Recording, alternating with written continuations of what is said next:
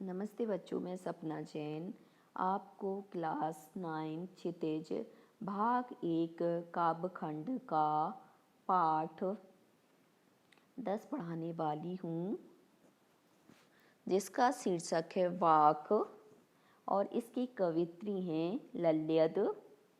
यहाँ पर यदि आपसे बोलते नहीं बने तो आप लोग बोल सकते हैं लल्यद यद, तो लल्यद। तो चलिए शुरू करते हैं। कश्मीरी भाषा की लोकप्रिय संत कवित्री ललित का जन्म सन 1320 के लगभग कश्मीर स्थित पारमपुर के सिमपुरा गांव में हुआ। तो यहाँ पर बताया है कि जो कश्मीरी भाषा की लोकप्रिय संत हैं, कवित्री कौन, ललित का जन्म कब हुआ, तो 1320 में हुआ। और कहाँ हुआ, तो कश्मीर में स्थित पामपोर के सिमपुरा गांव में हुआ था। उनके जीवन के बारे में प्रामाणिक जानकारी नहीं मिलती, मतलब प्रामाणिक जानकारी इनके जीवन के बारे में नहीं प्राप्त होती। ललदयत को लल्लेश्वरी, ललहा, लल योगेश्वरी, ललारीफा आदि नामों से भी जाना जाता। तो इनके ये अन्य नाम भी बताए हैं, लला, लल्लेश्वरी, इस टाइप से। उनका देहांत सन 1391 के आसपास माना जाता है और इनकी जो मृत्यु है वह 1391 के आसपास मानी जाती है। लल्यद की काव्य शैली को वाक कहा जाता है। तो इनकी जो काव्य शैली है तो उसको क्या कहते हैं, वाक। वाक क्यों कहते हैं, तो जिस तरह हिंदी के कबीर के दोहे, मीरा के पद, तुलसी की चौपाई और रसखान के सवैये प्रसिद्ध हैं, उसी तरह ललित के वाक प्रसिद्ध हैं। मतलब हम यहाँ पर दोहे चौपाई इस नाम से यहाँ पर प्रसिद्ध है, तो वहाँ पर क्या है, वाक नाम से प्रसिद्ध है कश्मीर में।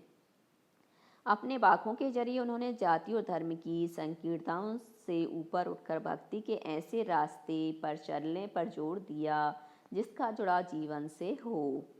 उन्होंने धार्मिक आडंबरों का विरोध किया और प्रेम को सबसे बड़ा मूल्य बताया। यहाँ पे बताया कि जो धार्मिक बाह्य आडंबर होते हैं, जैसे कवि ने बाह्य आडंबरों का विरोध किया, ऐसे ही यहाँ पर कवित्री जी ने भी किया और प्रेम को ही सबसे बड़ा मूल्य बताया है। लोक जीवन के तत्वों से प्रेरित ललित की रचनाओं में तत्कालीन पंडिताऊ भाषा संस्कृत और दरबार के बोझ से दबी फारसी के स्थान पर जनता की सरल भाषा का प्रयोग हुआ है।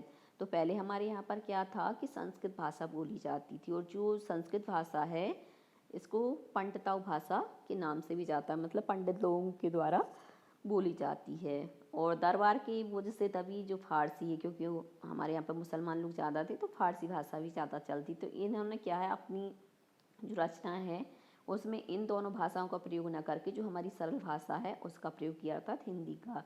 यही कारण है कि ललित की रचनाएं सैकड़ों सालों से कश्मीरी जनता की स्मृति और वाणी में आज भी जीवित हैं, और यही कारण है कि इनकी जो रचनाएं हैं वहाँ के लोगों को आज भी याद हैं और मुँह ज़बानी याद हैं। वे आधुनिक कश्मीरी भाषा का प्रमुख स्तंभ मानी जाती हैं, और इनकी जो रचनाएं हैं इनको हम कश्मीरी भाषा की प्रमुख स्तंभ, अर्थात जैसे खंभा होता है ऐसा ही माना जाता है। वाक का शाब्दिक अर्थ है वाणी, शब्द या कथन, अर्थात संत वाणी या कथन को ही वाक कहते हैं।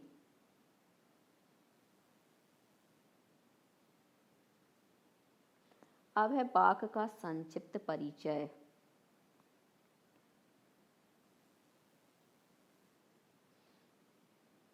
भक्ति काल की व्यापक जन चेतना और उसके अखिल भारतीय स्वरूप से परिचित कराने के उद्देश्य से यहाँ लल्यद के 4 वाकों का हिंदी अनुवाद प्रस्तुत किया जा रहा है।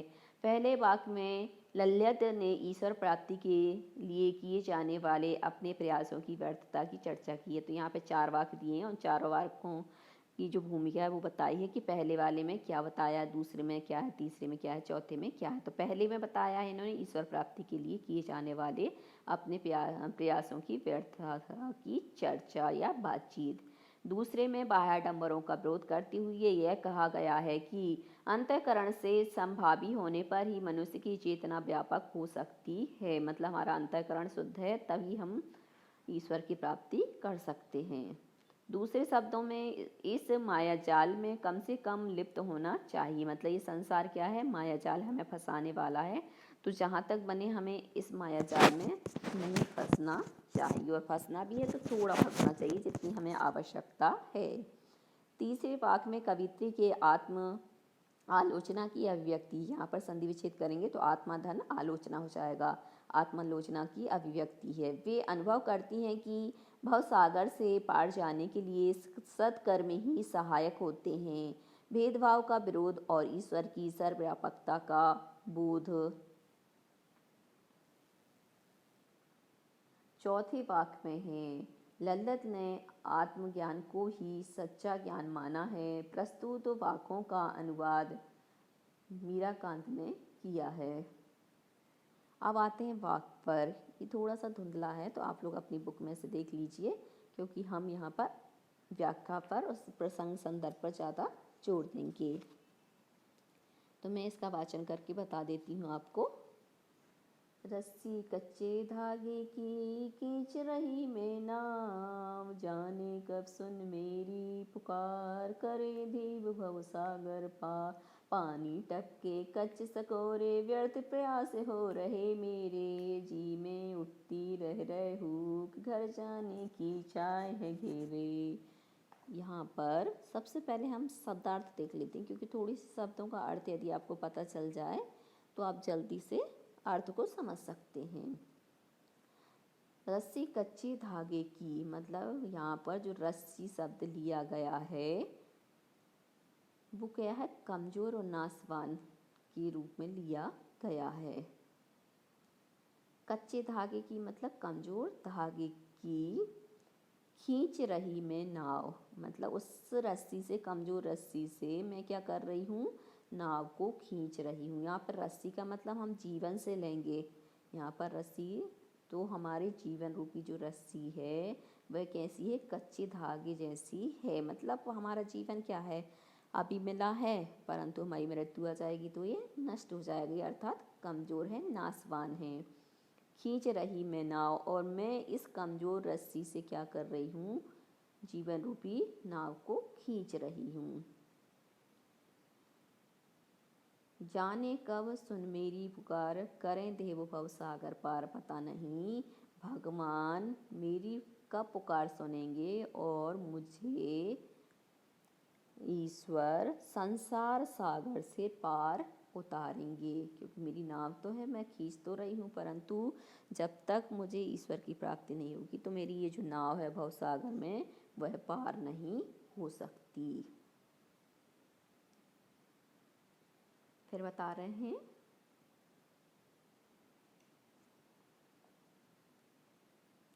पानी टपके कच्चे सकोरे, पानी कच्चे सकोरे से मतलब है स्वाभाविक रूप से कमजोर, मतलब जो नाव है वह क्या स्वाभाविक रूप से कमजोर है, इस कारण से उसमें क्या हो रहा है, पानी टपक रहा है। व्यर्थ प्रयास हो रहे मेरे, मतलब मैं इस नाव को पार करने की जो कोशिश कर रही हूँ, जीवन रूपी नाव को, उसको पार करने की जो मेरे प्रयास हैं वो व्यर्थ जा रहे हैं, मतलब सफल नहीं हो रहे, क्योंकि जब तक भगवान की प्राप्ति नहीं होगी, भगवान मेरी नैया को पार नहीं लगाएंगे, तब तक मेरे जो प्रयास हैं वो कैसे हो जाएंगे, निष्फल हो जाएंगे। जी में उठती रह रहे हुक, घर जाने की चाह है घेरे, और जी मतलब हृदय में रह कर एक हुक उठती कि मुझे क्या है, मेरे परम पिता परमेश्वर के पास जाना है, क्योंकि मेरा घर तो वही है, आत्मा क्या है, परमात्मा के घर से आई है और उसे क्या है, परमात्मा के घर में ही जाना है। इस कारण से मेरे हृदय में बार बार हुक उठ रही है कि मुझे क्या करना है, मेरे घर में जाना है, मेरी यही इच्छा मुझे घेरे हुए है। अब देखिए संदर्भ, तो प्रस्तुत वाक्य हमारी पठित पाठ्य पुस्तक क्षितिज भाग 1 के काव्यखंड से अवतरित है या ली गई है। इनका शीर्षक वाक्य है और इसकी कवित्री ललित जी हैं। प्रसंग, प्रस्तुत वाक्य में कवित्री कहती हैं कि ईश्वर प्राप्ति के लिए किए जाने वाले अपने प्रयासों की व्यर्थता की चर्चा करते हुए बताती हैं। क्या क्या बताती हैं, व्याख्या में देखते हैं। इस वाक्य में कवित्री बताती हैं कि मेरी जीवन रूपी नाव कमजोर है और नासवान सहारे से खींची जा रही है। न जाने कब ईश्वर मेरी पुकार को सुन करके मुझे संसार रूपी समुद्र से पार उतारेगा, अर्थात मेरी जीवन रूपी नाव को संसार सागर से पार करेगा। मेरी जीवन रूपी नाव स्वाभाविक रूप से कमज़ोर है, उसमें पानी गिर रहा है। उस पानी से बचने के जितने प्रयास कर रही हूँ सब व्यर्थ हो रहे हैं, अर्थात यहाँ संसार से छूटने की जितनी कोशिश कर रही हूँ सब बेकार हो रही हैं। मेरे हृदय में ईश्वर प्राप्ति की रह रह कर हुक उठ रही है तथा घर जाने की इच्छाएं मुझे चारों ओर से घेरे हैं, अर्थात मुझे अपने घर जाने की जल्दी है, क्योंकि वहाँ मुझे परमपिता की प्राप्ति करने की चित्त में हुक लगी हुई है। अब इसको देखते हैं काव्य सौंदर्य को। तो भाषा, इसकी भाषा कश्मीरी है। काव्य शैली, इसकी काव्य शैली को वाक कहते हैं। वाक अर्थात वाणी, शब्द या कथन। शैली, इसकी शैली कश्मीरी है। यह गेय काव्य मतलब जिसको हम गा सकते हैं। अब अगला है इसी का, खा खाकर कुछ पाएगा नहीं, न खाकर बनेगा अहंकारी, सम खा तभी होगा संभावी, खुलेगी सांकल बंद द्वार की। यहाँ पे कठिन शब्द अर्थ देख लेते। सम अंतःकरण तथा बाह्य इंद्रियों का निग्रह, संभावी समानता की भावना, खुलेगी सांकल बंद द्वार की अर्थात चेतना व्यापक होगी, मन मुक्त होगा। संदर्भ हम पहले जैसे ही लिखेंगे, अब यहाँ पर प्रसंग चेंज हो जाएगा। तो प्रस्तुत वाक्य में कवित्री कहती हैं कि हे मानव, इस संसार में हमें ईश्वर प्राप्ति के लिए बाह्य आडंबरों का विरोध करते हुए समभावी होने का परिचय देती हुई कहती हैं। व्याख्या में हम देखेंगे, यहाँ प्रस्तुत वाक्य में कवित्री कहती हैं कि इस संसार में भटक भटक कर कुछ नहीं प्राप्त करेगा और ना ही सब कुछ प्राप्त करके अहंकारी बनेगा, अर्थात इस शरीर में सब कुछ भोग विलास की भोग सामग्री खाकर कुछ नहीं पाएगा और ना ही सभी सांसारिक भोगों को प्राप्त करके अहंकारी ही बनेगा। मतलब यहाँ पर कह रहे हैं कि यदि तू संसार में आया है, संसार के भोग विलास को भोग रहा है, तो इससे तेरे को कुछ नहीं मिलने वाला, क्योंकि ये तो हमें भटकाने वाले हैं, संसार से मुक्त करने वाले नहीं हैं। और ना ही ये क्या है, संसार के भोगों की प्राप्ति करके तुझे अहंकारी बनना चाहिए, क्योंकि हम क्या करते हैं, संसार में आते हैं, ज़्यादा पैसे वाले बन जाते हैं, उच्च कुल वाले बन जाते, तो हम अहंकार दिखाने लगते हैं। तो हो तू ये मत कर, ये मत अहंकारी मत बन। तो यहाँ पर यही बता रही, यदि तूने बाह्य आडंबरों का विरोध करते हुए अंतःकरण से समानता की भावना होने पर ही मनुष्य की चेतना व्यापक हो सकती है। मतलब तू बाह्य आडंबरों का जो दिखावा है इसको छोड़ेगा, बाह्य आडंबरों का जो विरोध है वो करेगा और अपने हृदय को क्या करेगा, समभाव से भरेगा। मतलब सारे जीवों पर मेरी एक जैसी भावना है, सभी जीव सुखी रहें, इस प्रकार की यदि हमारी भावना है तो ही व्यापक हो सकती है हमारी चेतना, अर्थात अंतःकरण तथा बाह्य इंद्रियों का निग्रह करके समानता की भावना अपने मन में रखी तो तू मान मुक्त हो सकता है, अर्थात तेरी चेतना व्यापक होगी। मतलब तुझे मुक्त होना है तो ये सब चीज़ें बाह्य आडंबरों को छोड़ के एकमात्र परम ब्रह्म का ध्यान कर, उससे ही तेरी मुक्ति संभव है। अब यहाँ पे काव्य सौंदर्य में भाषा सरल सहज है, शैली ज्ञात्मक है, वाक्य 4 पंक्तियों में बद्ध है।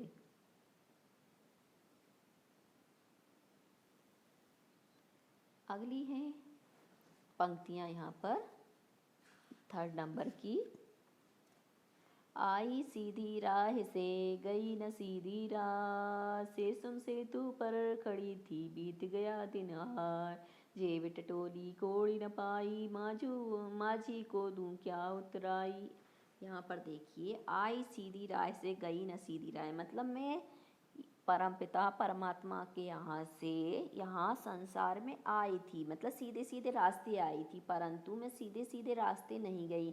मतलब मुझे क्या करना था, परमात्मा के घर से आई थी तो परमात्मा के ही घर में जाना था, परंतु मैं यहाँ पर आके क्या है भटक गई। सीधे रास्ते से तो आ गई, पर जाते टाइम मैंने क्या है अपने रास्ते टेढ़े मेढ़े बना लिए। फिर कह रहे सुषम सेतु पर खड़ी थी। सुषम सेतु मतलब सुषुम्ना नाड़ी रूपी जो पुल है हठ योग संबंधी, तो उस पर मैं क्या है खड़ी थी। बीत गया दिन है, और मेरा सारा दिन मतलब सारी जिंदगी क्या हो गई यहीं पर बीत गई। जेब टटोली कोड़ी न पाई, मतलब जब मैंने सोचा कि मैं जेब में से कुछ निकाल लूँ, यहाँ पे शरीर की जो 3 प्रधान नाड़ियाँ हैं उनमें से एक नाड़ी सुषुम्ना नाड़ी के माध्यम से बहिरंत्र में स्थित। तो जैसे ही जेब टटोली तो जेब में मैंने देखा कि एक कुछ भी प्राप्त नहीं किया है, मतलब एक पैसा भी नहीं है।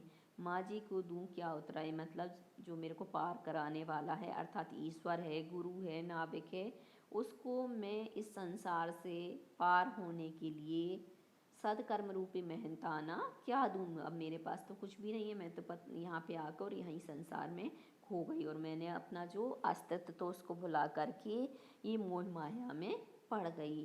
तो अब मैं ईश्वर के पास जाना चाहती हूँ, परमपिता के धाम जाना चाहती हूँ, तो मैं कैसे जाऊँ। ईश्वर रूपी जो नाविक है उसको देने के लिए भी सत्कर्म रूपी मेरा मेहनताना भी नहीं है कि मैं उनको कुछ दे पाऊँ और इस संसार से पार हो पाऊँ। प्रसंग है, संदर्भ पहले जैसा ही रहेगा। प्रस्तुत वाक्य में बताती हुई कवित्री ने कहा है कि आत्मालोचना की अभिव्यक्ति से ही भवसागर से पार जाया जा सकता है, इसी का परिचय देती हुई कहती हैं।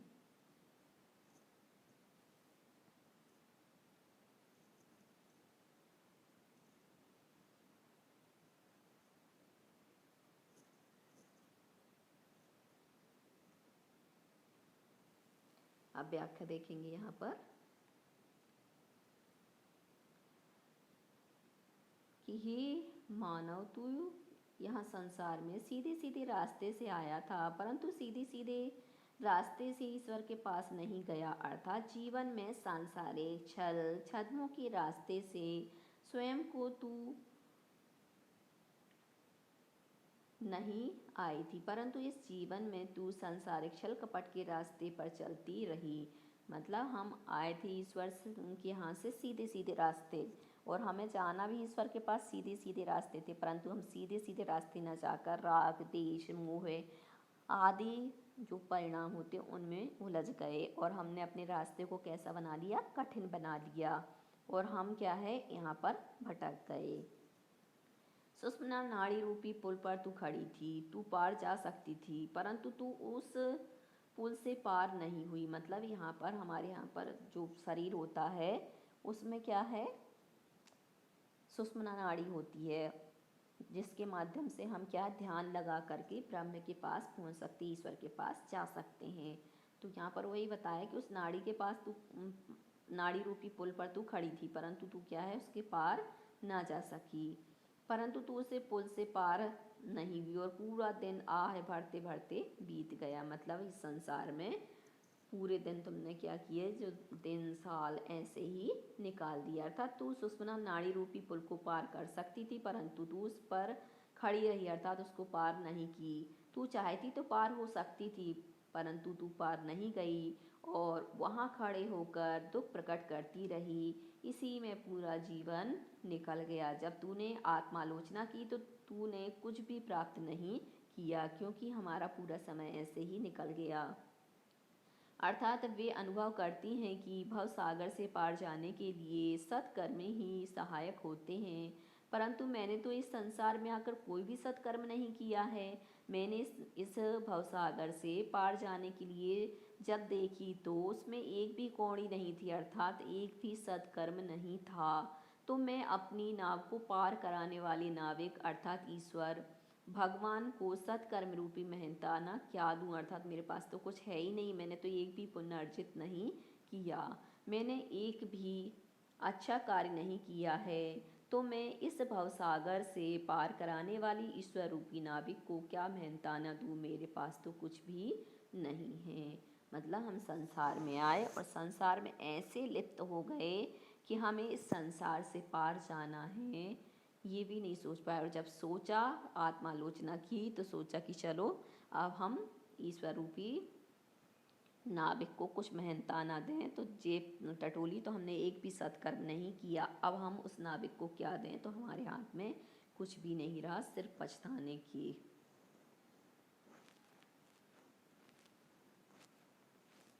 काव्य सौंदर्य, इसमें कश्मीरी भाषा का प्रयोग है। हठ योग से शरीर की 3 प्रधान नाड़ियों में से सुषुम्ना नाड़ी का प्रयोग यहाँ पर किया गया है। बाह्य आडंबर, यहाँ ब्रह्मरंध्र का रहस्य कराया गया है। शैली ज्ञात्मक है। अगला पद है अंतिम। थल थल में बसता है शिव ही, भेद न कर क्या हिंदू मुसलमान, ज्ञानी है तो स्वयं को जान, वही है साहिब से पहचान। यहाँ थोड़ा सा धुंधला दिया तो आप लोग अपनी बुक से देख लेना। यहाँ पर प्रसंग में देखते हैं, संदर्भ पूर्वक ही रहेगा। प्रस्तुत वाक्य में कवित्री भेदभाव का विरोध और ईश्वर की सर्वव्यापकता का बोध कराते हुए परिचय देती हैं कि व्याख्या। इस वाक्य में कवित्री कहती हैं कि ईश्वर सर्वत्र व्याप्त है। थल थल में मतलब सभी जगह, बसता है अर्थात व्याप्त है, शिव ही मतलब ईश्वर ही। तो यहाँ हो जाएगा ईश्वर सर्वत्र व्याप्त है। तू उसमें भेदभाव मत कर, भेद न कर क्या हिंदू मुसलमान, मतलब तू इसमें भेदभाव मत कर कि कौन हिंदू है कौन मुसलमान है, क्योंकि सब चाहे हिंदू हो या मुसलमान हो, सबके अंदर एकमात्र परमपिता ईश्वर ही व्याप्त है। अर्थात तू हिंदू और मुसलमान के रूप में ईश्वर को अलग अलग मत देख, क्योंकि सभी के अंदर क्या है, एक ही ईश्वर है। यदि तू वास्तव में ज्ञानवान है तो तू स्वयं की पहचान कर, ईश्वर की भक्ति से उसे प्राप्त करके भवसागर से पार हो। लिखा है ना, ज्ञानी है तो स्वयं को जान। यदि तू वास्तव में ही ज्ञानवान है तो स्वयं का परीक्षण कर, स्वयं का निरीक्षण कर और जान कि तू ईश्वर को कैसे प्राप्त कर सकती है, कैसे इस भवसागर से पार उतर सकती है। वही है साहिब से पहचान। और उसको क्या कर, तू अपनी भक्ति भावना से अच्छी प्रकार से साहिब अर्थात ईश्वर की पहचान कर। अर्थात यदि तू ज्ञानी है तो स्वयं के अंदर ही ईश्वर की प्राप्ति कर ले। तू अपनी आत्मा की पहचान से ही अपने स्वामी अर्थात परमात्मा को प्राप्त कर सकता है या कर सकती है। अर्थात अपने ज्ञान से आत्मा को परमात्मा बना ले। काव्य सौंदर्य यह ज्ञात्मक रचना है। भाषा कश्मीरी है। इसमें ईश्वर की सर्वव्यापकता बताई है और इसमें भेदभाव का अभाव भी बताया गया है। अब आते हैं हम प्रश्न अभ्यास पर। तो प्रश्न अभ्यास में सबसे पहला प्रश्न है, रस्सी यहाँ किसके लिए प्रयुक्त हुआ है और वह कैसी है। तो रस्सी शब्द जीवन जीने के साधनों के लिए प्रयुक्त हुआ है और वह स्वभाव से कच्ची है अर्थात नश्वर है, नाशवान है। कवित्री द्वारा मुक्ति के लिए किए जाने वाले प्रयास व्यर्थ क्यों हो रहे हैं, मतलब निष्फल क्यों हो रहे हैं। तो कवित्री देखती है कि दिन बीतते जाने और अंत समय निकट आने के बाद भी परमात्मा से उसका मेल नहीं हो पाया है। ऐसे में उसे लगता है कि उसकी साधना एवं जो प्रयास हैं वह क्या हैं, व्यर्थ हो रहे हैं। क्या है, कवित्री का घर जाने की राह से क्या तात्पर्य है। तो यहाँ पर परमात्मा से मिलना है उसे, क्योंकि हमारी जो आत्मा है वह ईश्वर के माध्यम से, परमात्मा के माध्यम से संसार में आई है।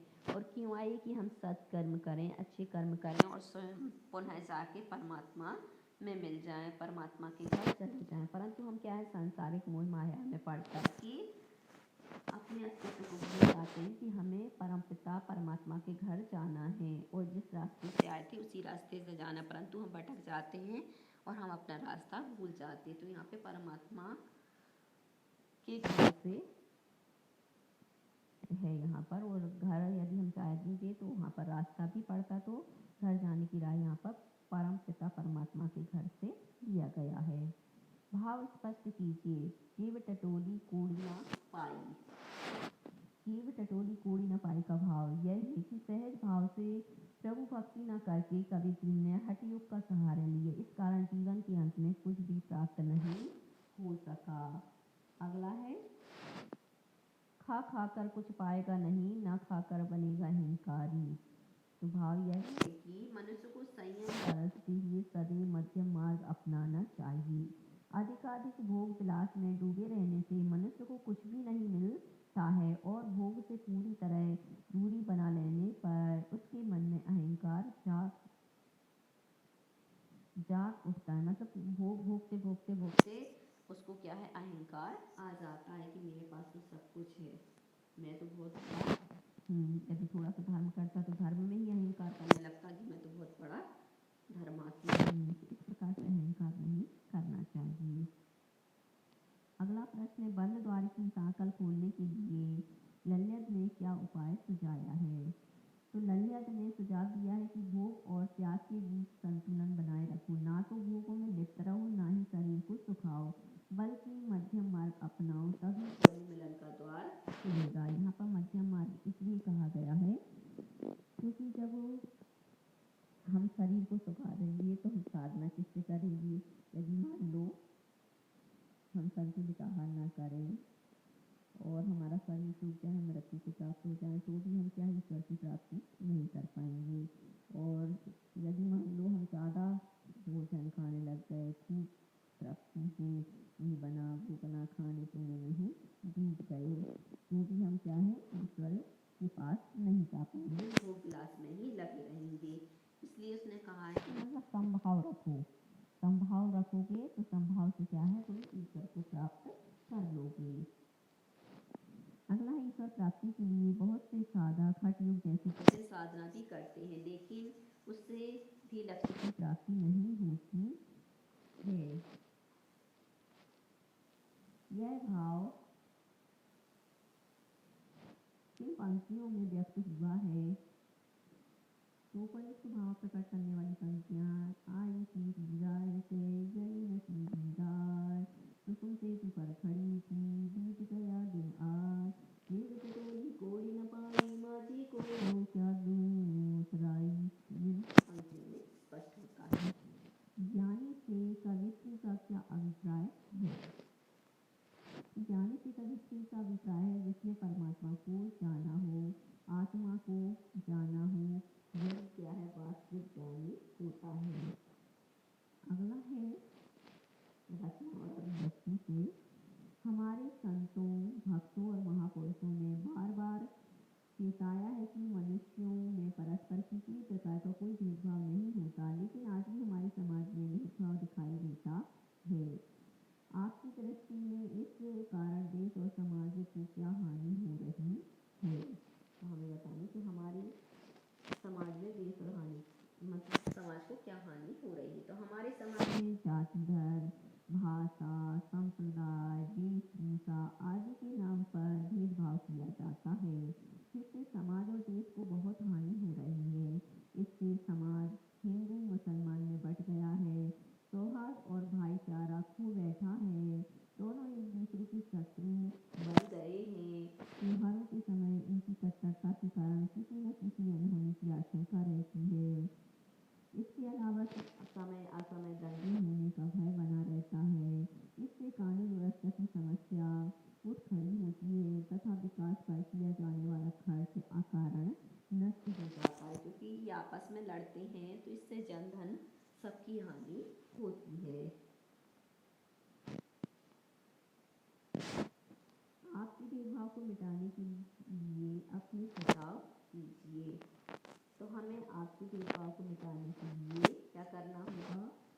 सबसे पहले तो सहनशील बनना होगा, क्योंकि यदि हम सहनशील हैं तो हम बहुत सारी जो समस्याएं होती हैं उनको हल कर सकते हैं।